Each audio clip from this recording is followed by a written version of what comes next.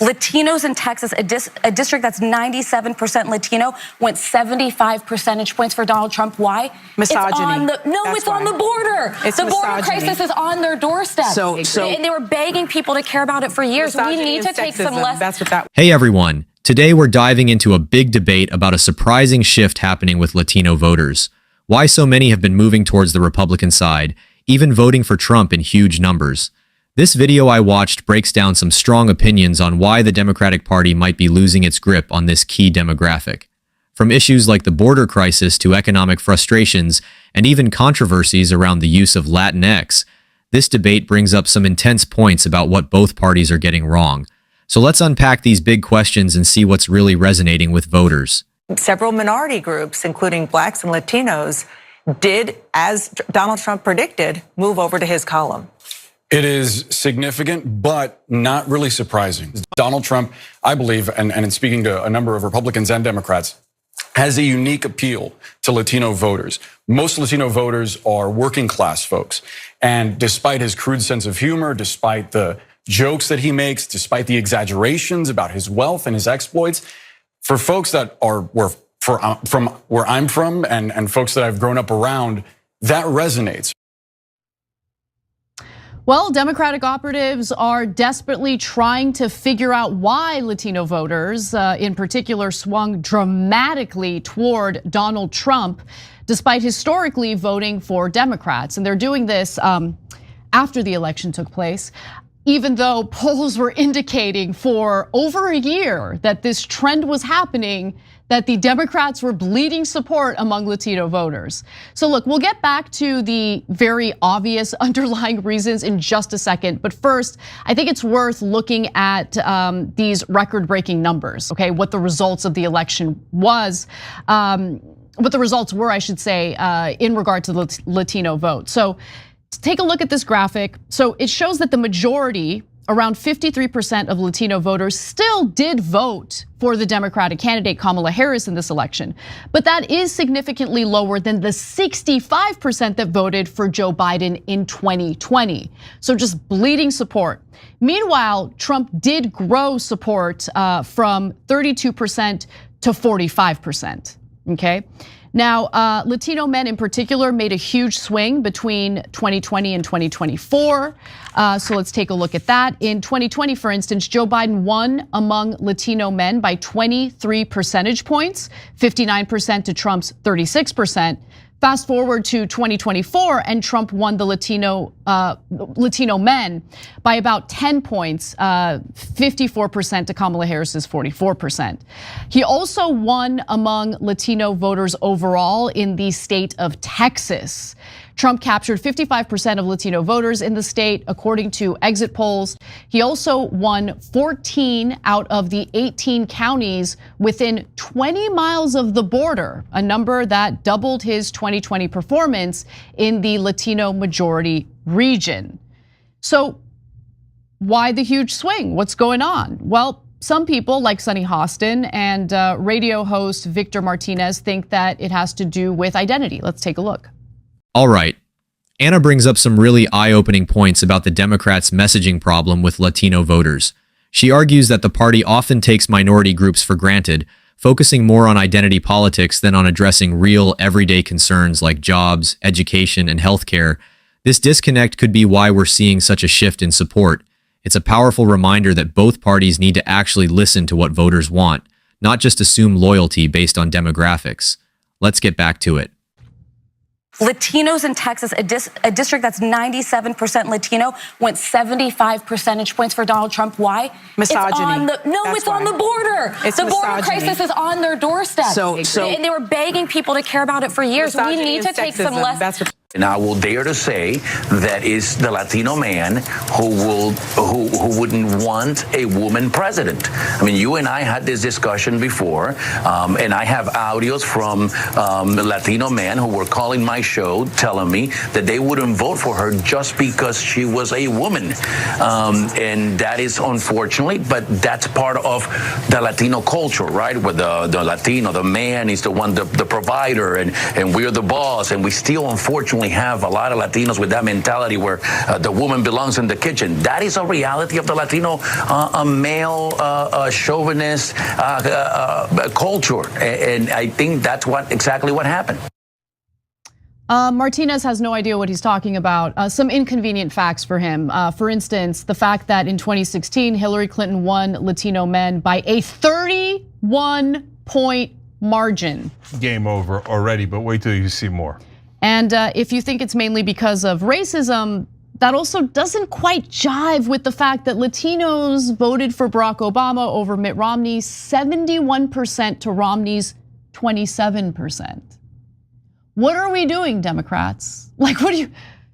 They're gone, Cenk. They're gone. Like unable, unwilling to ever do even a little bit of self-reflection. No, but I hear what they're saying. The Latino, Mexican culture in particular, so machismo. They never vote for a woman. That's why Mexico currently has a woman president.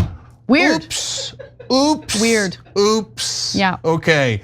But go ahead, blame your own voters, you morons. So now you're going to blame not the person who ran the campaign. By the way, why don't they do that? Because Sonny Hostin and almost everybody on TV is great personal friends with Kamala Harris and Joe Biden and all those guys. So it can't possibly be beloved Kamala Harris's fault. That's why yesterday we showed you clips of these same people saying that Kamala Harris ran a flawless campaign. Flawless. Queen Latifah. Queen Latifah was on her side. And normally Queen Latifah doesn't endorse people. Nevertheless, they ran this perfect campaign. I mean, she happened to lose. But other than that, she got Queen Latifah.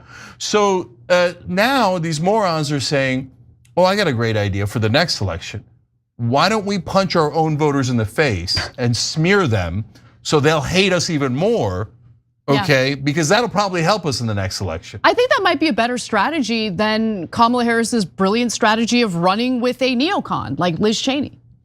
Let's see how it works out. It's just, look, I get it. I get that it's difficult to do self-reflection. I get that it's difficult to own up to mistakes, misjudgments. I totally get that. With that said, no one is entitled to a damn thing. Okay, no Democratic candidate is entitled to a damn thing. Even if the other guy is Satan himself, okay? The Democrat has to earn votes. And the fact that they feel so entitled, they feel so entitled that after losing the election, they're just lashing out at the electorate. That's all they've been doing. That is literally all I've seen from the Democratic Party. It's crazy. If you're finding this breakdown interesting and want to see more content like this, don't forget to hit the like button and subscribe. Your support really helps me bring more discussions like this to the channel. Let's get back to the video. By the way, look, I've said it on this show. I'm about to go and say it on other shows. Here's who I blame for the loss, Kamala Harris. Isn't that weird that almost no one on TV is saying that? Like literally saying the words out loud, Kamala Harris is at fault. You know why? Everyone on TV is craving access to the powerful or is personal friends with her or are such elites, they think the idea of criticizing the actual candidate is unthinkable, unthinkable.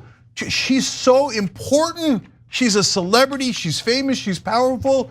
You can't just, that sounds outrageous to blame Kamala Harris. That's offensive. But blaming all Latino men, not offensive. Interesting. Now, and remember, by the way, the Republicans are the racists. I know it's now others, including political science professor Geronimo Cortina, who has a fun name, I love it, do have a different and, in my opinion, obvious theory. He says that Latinos are saying, I don't care what Trump says. I want to be able to pay the bills. Ding, ding, ding, ding. We finally have a winner. I want to be able to send my kid to college. I want to pay the mortgage to afford a new car. Oh, it turns out they're human. And are just like everyone else. Yeah, exactly. And CNN contributor Boris Sanchez, who we heard from earlier, he says the Democrats have failed to effectively message to Latino voters. Let's hear more from his argument here. Despite the exaggerations about his wealth and his exploits, for folks that are from where I'm from and folks that I've grown up around, that resonates more so than the strong man.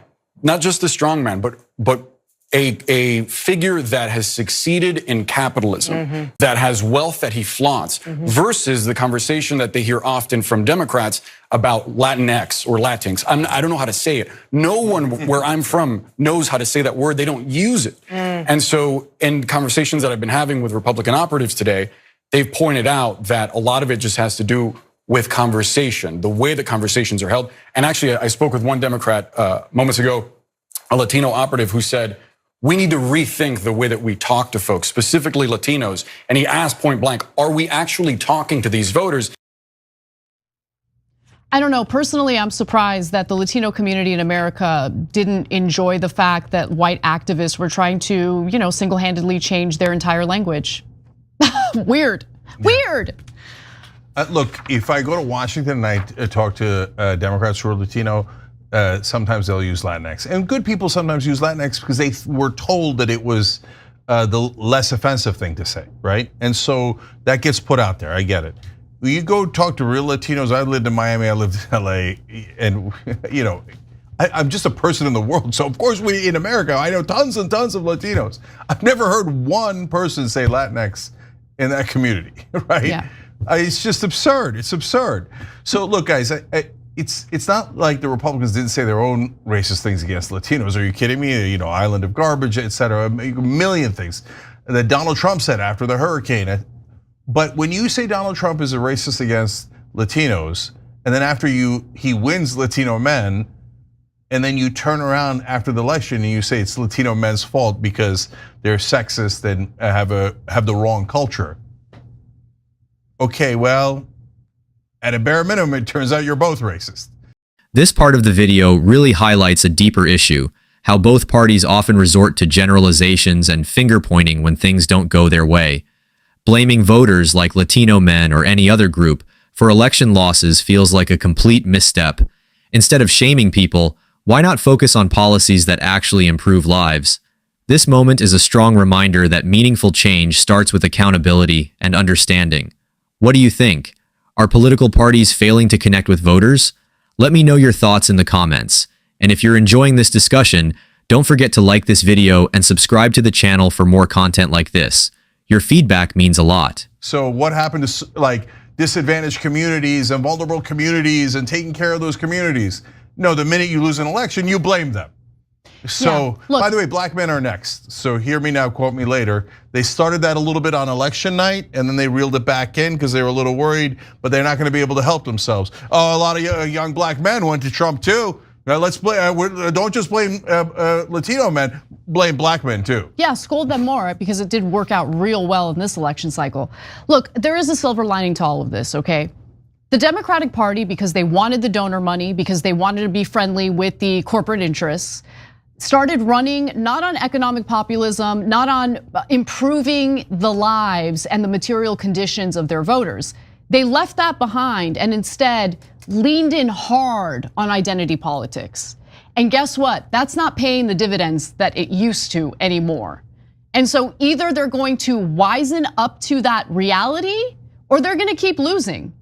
But I do think that the era of shallow identitarianism is coming to an end. And I think that's a win for all of us. Yeah, look, besides which, remember, there's two wings in the Democratic Party. There's the corporate establishment wing that's 98% of the party, and then there's Bernie Sanders. And so it doesn't have to be Bernie himself, but whoever gets the mantle of the Bernie's economic populism and stops talking about race 24/7 as if we're not all human beings, and this kind of weird racism that the Democrats have, that they think people will only vote based on their identity and not the content of their character and what they think, right?